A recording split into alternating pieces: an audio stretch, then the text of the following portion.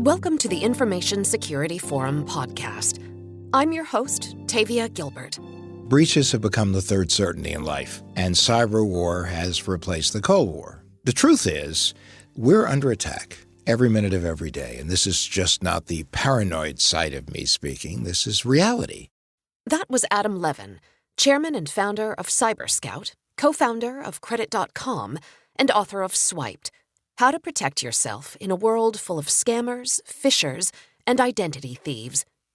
In this episode of the ISF podcast, we bring you the first of 3 conversations with Adam and ISF Managing Director Steve Durbin. In this episode, Adam shares the hard truth about the insecurity of the modern technology era, the 3 M's, the risks of social media, and more. So, Adam, you obviously are something of an industry watcher, if I can put it that way. Tell us a little bit about how you see cyber emerging, evolving, and the impact that it has on individuals today. Well, I think the first thing that people really have to get, and for some people it's very hard, is that breaches have become the third certainty in life. Right. And cyber war has replaced the Cold War. I know Right. you say, that sounds sort of cliche, but it's really true. And, during the 2016 election, we heard so much about the wall. We still hear about the wall. But we don't hear enough about the concept of the cyber dome. Now, certainly the Israelis understand that very well. But the truth is that we're under attack every minute of every day. And this is just not the paranoid side of me speaking. This is reality. And there are so many people out there that go, nobody cares about me. My credit isn't that good. I'm just a regular person. Or a business goes, I'm so small. Who would find me interesting? Or even little government agencies off in the middle of nowhere go, we're irrelevant. Well, what people have to understand is that no one is too unimportant. No business too small. No government agency too irrelevant for a hacker. The reality is that each and every one of us to a hacker is Kim Kardashian, because we have what they want. We either have data, we have money, or we are the tributary to a larger river. And I give you the hack, for instance, of Target. It wasn't done directly on Target. What they did is they compromised an HVAC subcontractor who had access to systems in Target, and they used that access to get into Target. Just like we're very involved, my company, with election security. Right. And people don't realize, for instance, when they participate in what's called mobile voter, you're basically, as you register your car or you get your license renewal, they say, do you want to vote? You want to get registered if you're not registered? So you get registered. But remember, that data is flowing through networks from the Division of Motor Vehicle to somewhere. And those networks can be compromised. As a matter of fact, unfortunately, any network can be compromised. So if you want to put this in total perspective, business hasn't done enough. Haven't. Government hasn't done enough. And even as consumers, we really haven't done enough. So we're now faced with what I call the shared responsibility. As consumers, didn't want it, aren't prepared for it, and have no desire to get anywhere near it. But unfortunately, we got it. Just like every business has it, every government agency has it, every consumer has it, that we are now at war against a well-armed, weaponized enemy.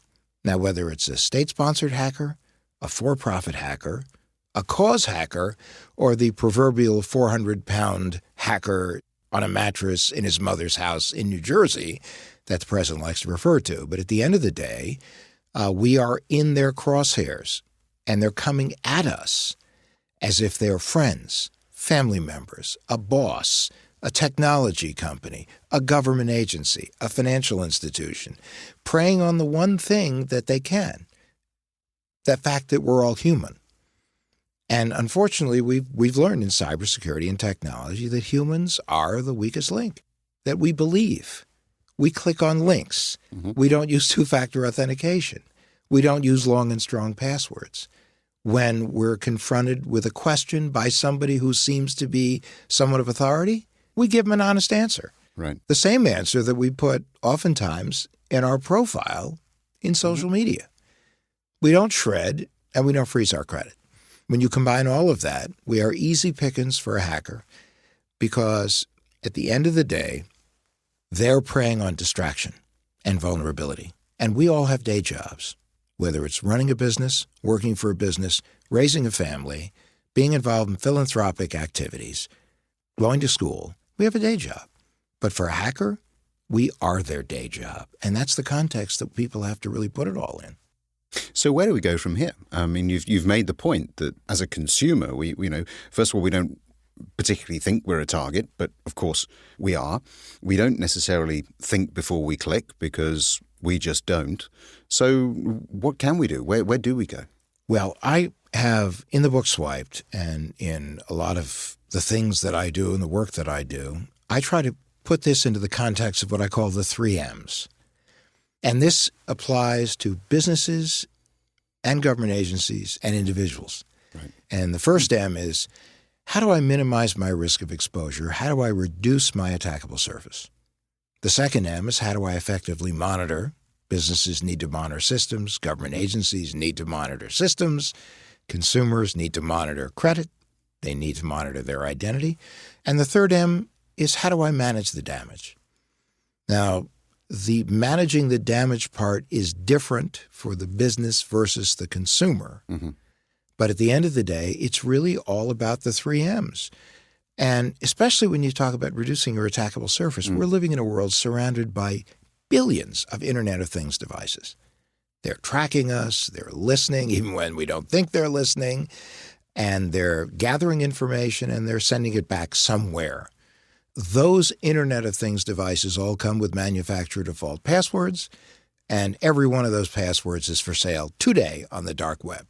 Mm-hmm. So when you're confronted by a situation like that, you don't change the password, you don't think about the fact that when you walk into a room and you talk to something that's going to make something happen, that it and its manufacturer may not be the only folks who are listening. Right.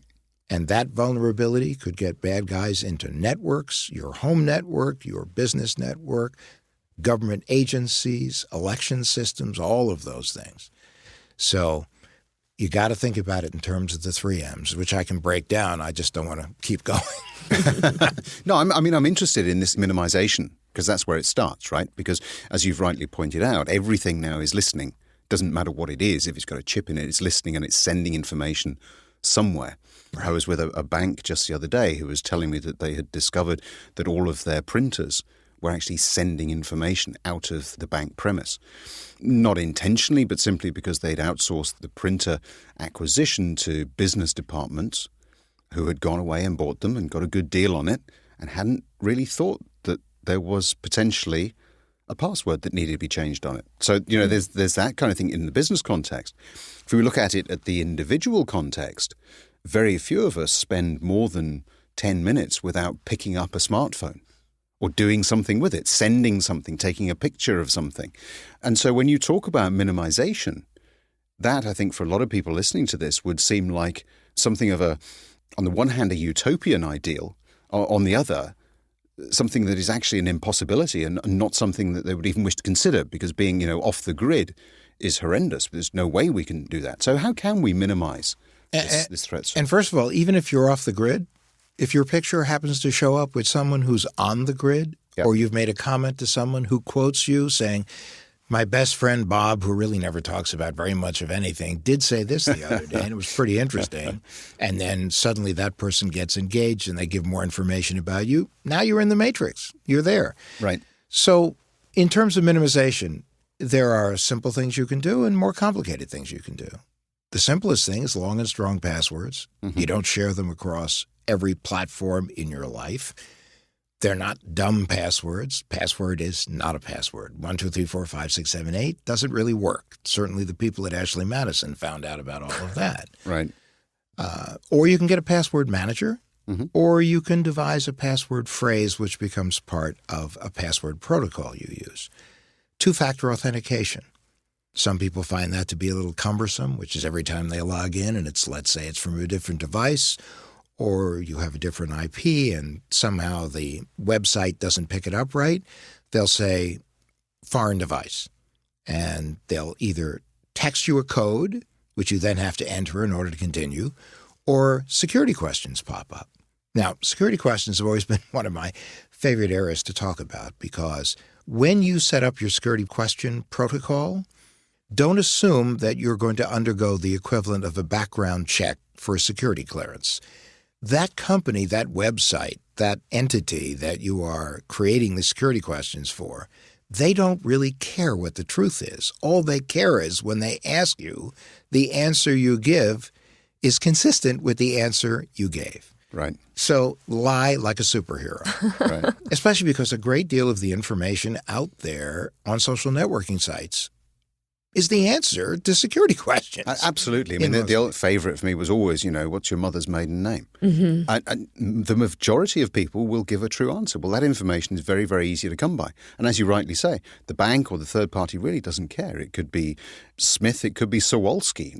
They really don't care as long as there is that consistent match. So I think that's a great point. That's the point. So, live your life, but understand that there are certain things. Now, don't be so creative when you answer the questions that you can't remember the answers, which means, congratulations, you've just shut yourself out.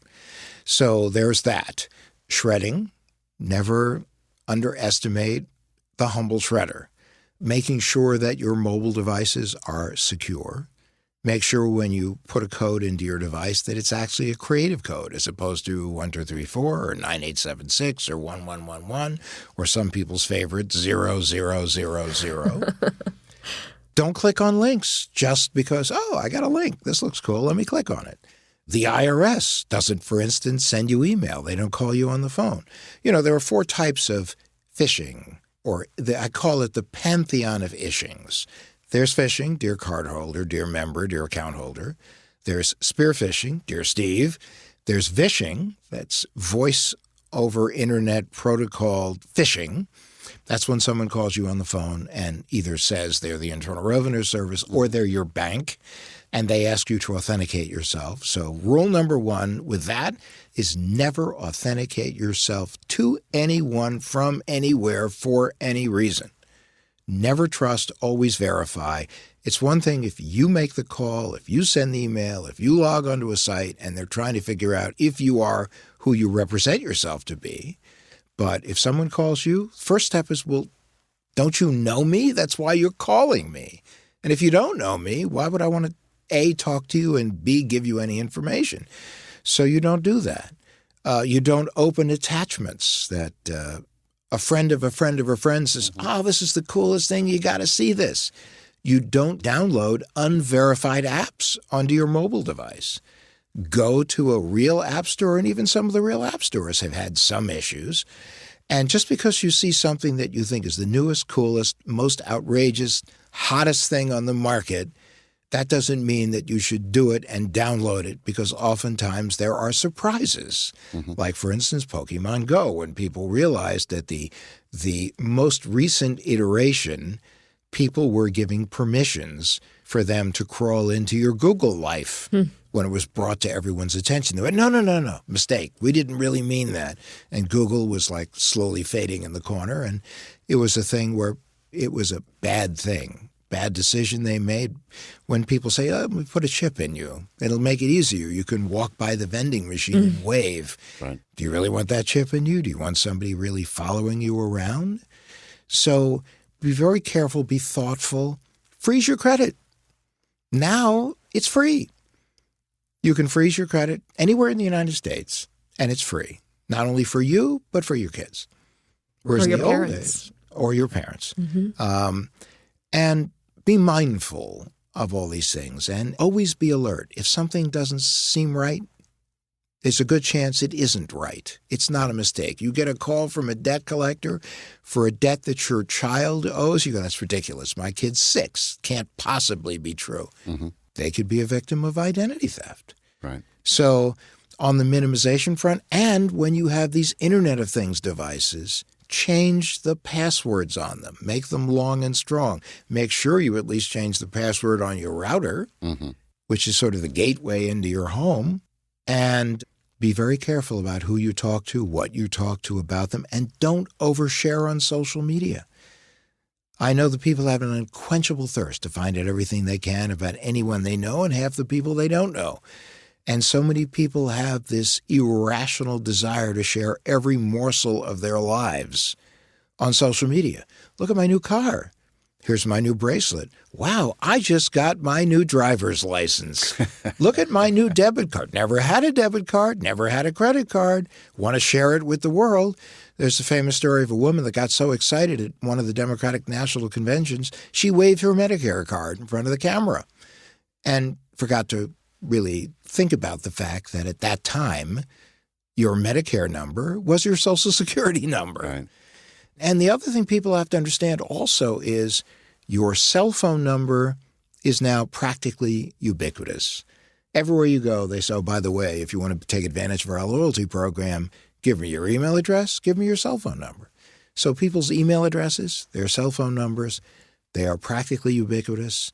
Think about all of the websites that you log on to that give you the choice of doing anything, and you go, I'll just use my email address as my ID. Not a good idea. Now, there are some that demand that you do it, but you should still find a way to ask them and say, is there any way I could come up with anything else? But those are a number of the ways that you can minimize. Not perfect, because, again, you can do everything right. But if you're on the wrong database, as you've reported on so frequently, at the wrong moment and the wrong person gains unauthorized access and your Social Security number is on that database, you're going to be looking over your shoulder for the rest of your life. Thanks for tuning in to the first of our 3-part series of conversations with Adam Levin. Be sure to listen for our second episode, in which Adam focuses on creating a cyber-resilient corporate culture. If you think that technology is the solution to your problems, your security problems, then you don't understand the technology and you don't understand the problems. We know you'll look forward to that conversation. In the meantime, for more resources for CISOs and anyone looking to enhance the security of their business, please visit securityforum.org. And we'd like to hear from you. If there's a topic you'd like us to cover, or someone you'd like to hear interviewed, get in touch through our website or tweet us at Security Forum. Thanks for listening, and we'll see you next time.